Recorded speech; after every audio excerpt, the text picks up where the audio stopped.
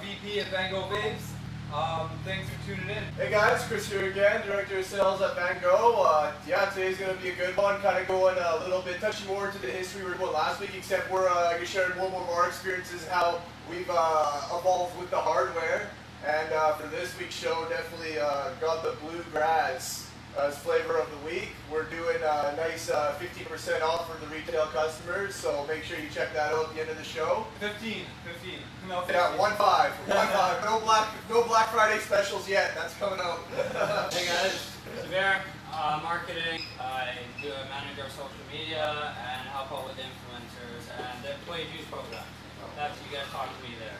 I think just like really recently, the RTAs have really stepped up the game in allowing people to experience the flavor while having the convenience of the tank.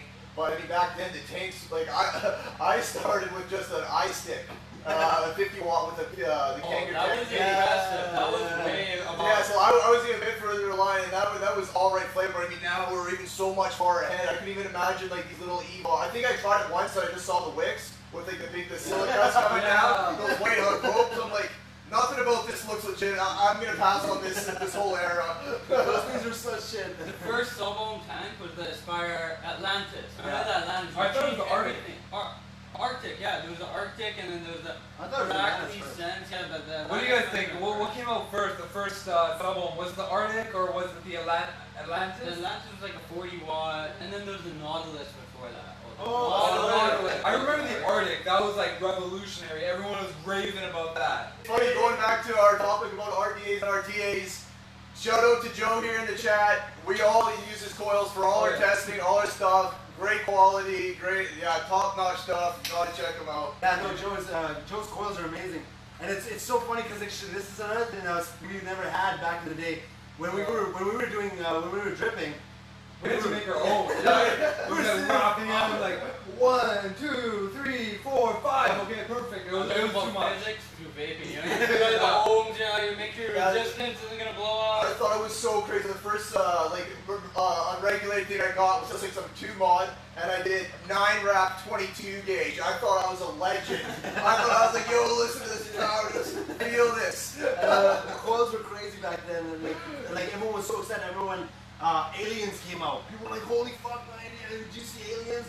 Lucky A back when... Yeah, digital Lucky. Actually, it's funny, when Pasu first opened up his Lucky 8 shop, I used to work down the street, so on one lunch I went down there and bought that first iStick with that Kangaroo Tech sub-ohm mini from off of when he just opened up. Yeah, big shout out to Lucky 8, Digital Vapor. Those two were like literally the first 2 shops.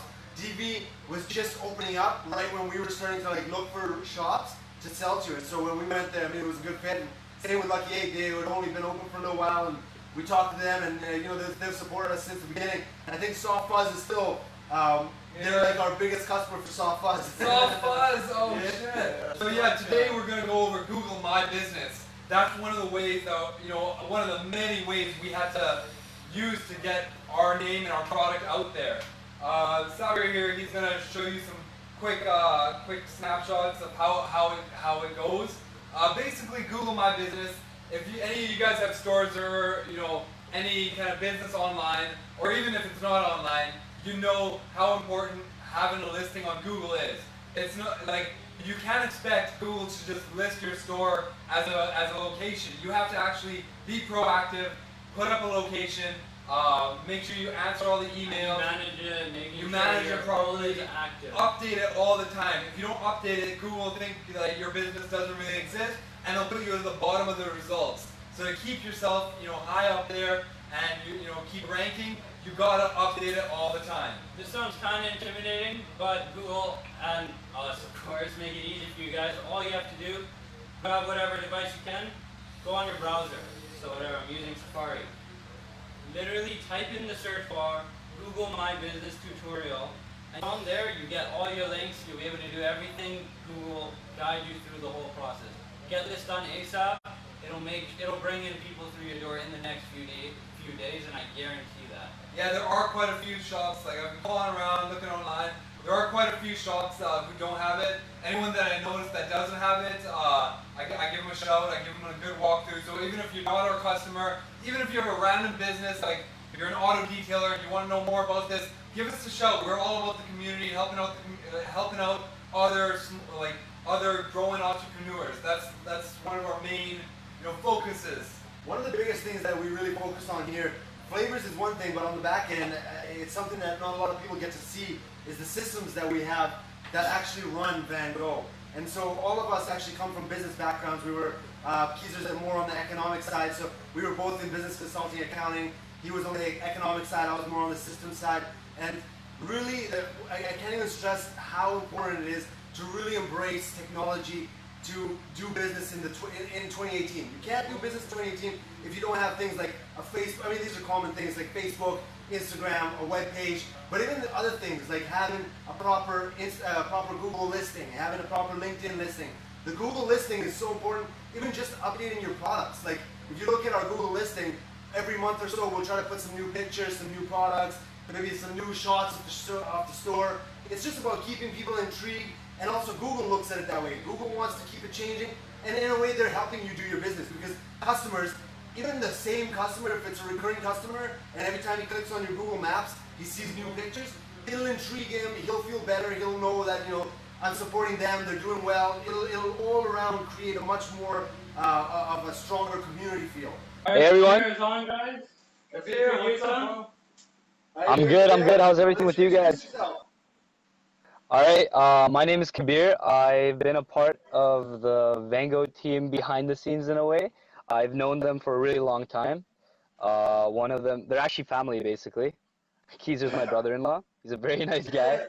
But more about myself. Your journey as an influencer. I mean, Kabir is very inspiring to all of us actually. Damn, man. He's works hard on his social media, and he's really done well with differentiating himself. He's making himself. The thing is that. Yeah, and he's. So basically, what I'm trying to do with my Instagram page is @JoeKabir is I'm trying to flip the game. A lot of times people try to, just highlight the good stuff in their life. They try to showcase only the things that people want to see in a way, or only the things they want to show. And that's not what life is. There's, ups and downs, and there's sad things that happen. There's angry moments. But why is it that everyone's trying to show what they're not?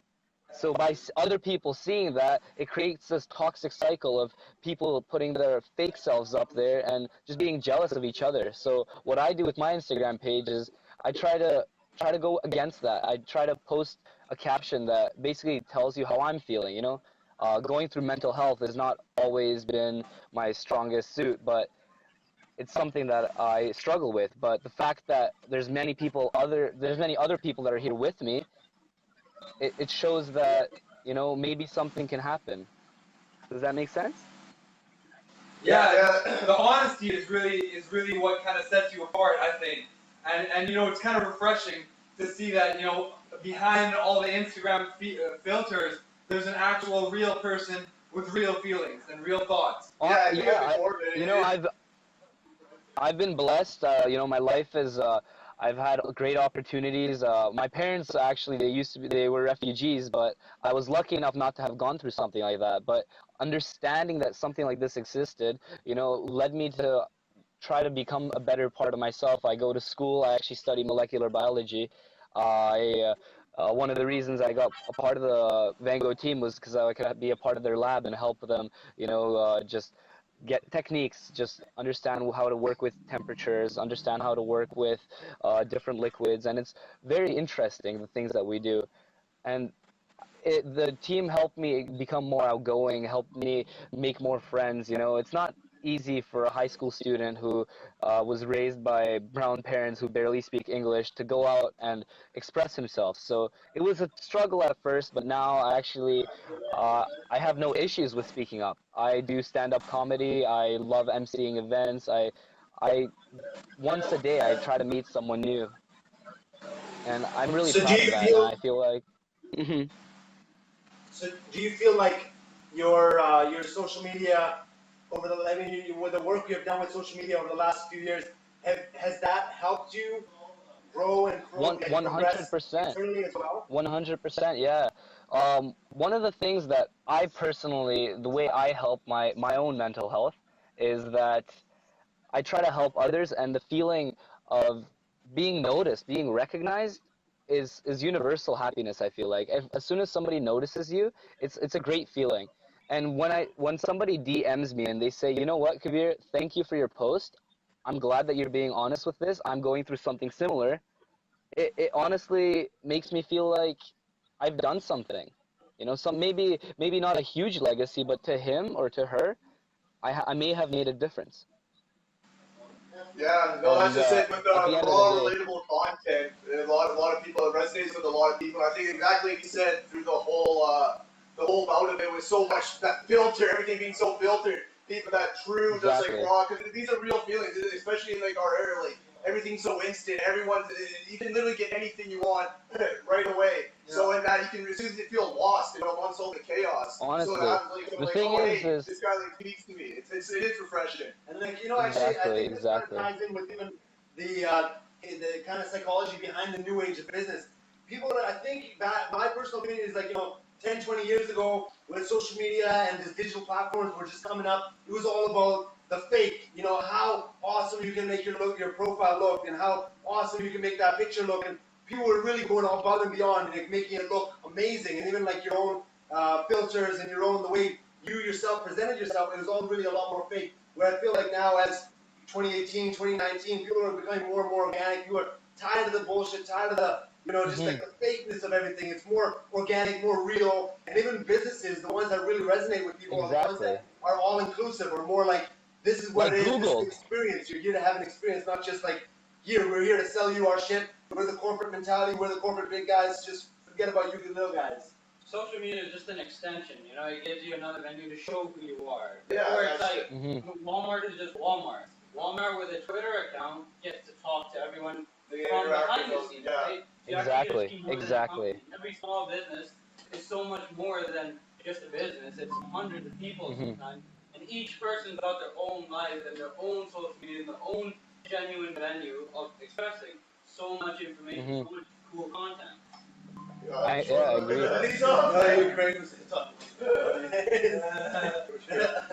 But yeah, it's really interesting to see the way social media works and the way people are using it for personal gain, for sure. It's a great tool and it's amazing, but a lot of times people don't realize the effect it has. Like, the main issue, I feel like, is the celebrities. Because a lot of times, people see that fame and they see that desire, and they see all the good stuff that they have. But just imagine being famous for a day. It would be cool. You're like, oh, everybody likes you, but you wouldn't be able to do the simple things that you're doing. Would you be able to grab a Starbucks coffee without being bombarded by like society? Yeah, that's usually how it goes. I think we're running short on time. Kabir, thank you for joining us. It was a good talk. Thank you for having me. It was honestly an honor. Follow me at Joe Kabir.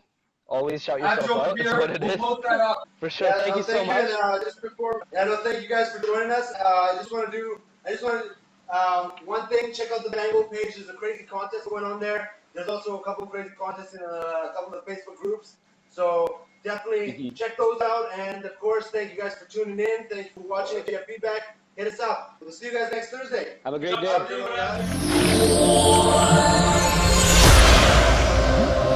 day.